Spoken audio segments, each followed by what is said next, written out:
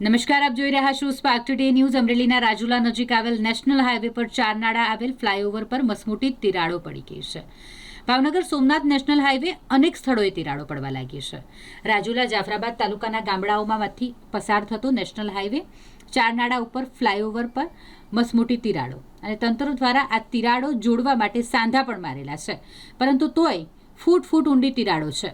Bhavnagar Somnath national highway પર કાગવદર અને છેલણા ગામ નજીક આડેધડ માટીના પાળાઓ કરી દેવામાં આવ્યા છે અને જેના કારણે રાતે કે દિવસે અનેકવાર અકસ્માતો થઈ ચૂક્યા છે।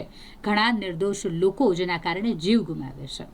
અમરેલી જિલ્લા પત્રકાર એકતાના પરિષદના પ્રમુખ પ્રતાપ બરુ દ્વારા જણાવ્યા અનુસાર આ નેશનલ હાઈવે પર કામ કરતી એજન્સીના ભ્રષ્ટાચારી કોન્ટ્રાક્ટરોને કારણે અહીં અનેક મોટા અકસ્માતો પણ થયા છે અને નીતિ નિયમોને નેવે મૂકી એજન્સીઓ કામ કરે છે। અનેકવાર મીડિયામાં અહેવાલો પ્રકાશિત કરવા છતાં આજ દિન સુધી તંત્ર દ્વારા તેના પર ધ્યાન આપવામાં નથી આવતું। મારું નામ પ્રતાપભાઈ વરુ, ઉપપ્રમુખ પત્રકાર એકતા પરિષદ અમરેલી જિલ્લા। મારે એ કહેવાનું છે કે કાગવદરથી મહુવા સુધી પેકેજ 3માં જે હાલ ચારનાળા જે ફ્લાયઓવર આવેલ છે એમાં જે અત્યારે એમાં ક્રેક થઈ ગયેલો છે, ક્રેક થઈ ગયેલો છે, તિરાડો પડી ગઈ છે। અવારનવાર અહીંયા અકસ્માતો સર્જાય છે।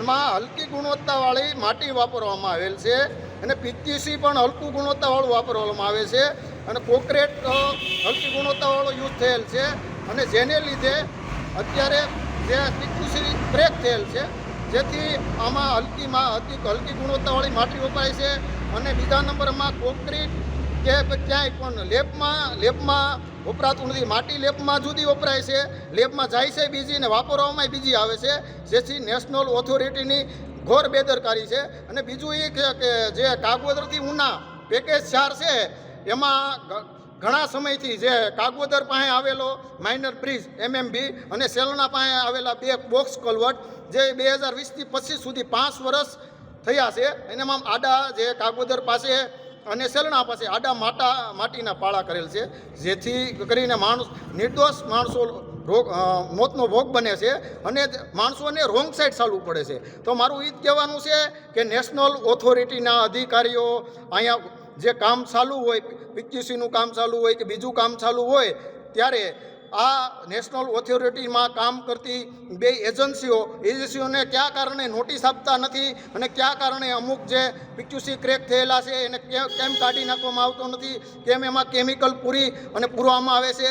અને બીજું એવું કહેવાનું કે વિલેજ બસ સ્ટોપ, જે જગ્યાએ બસ સ્ટોપ અમુક જગ્યાએ નથી આપવામાં, અમુક જગ્યાએ આપેલા છે।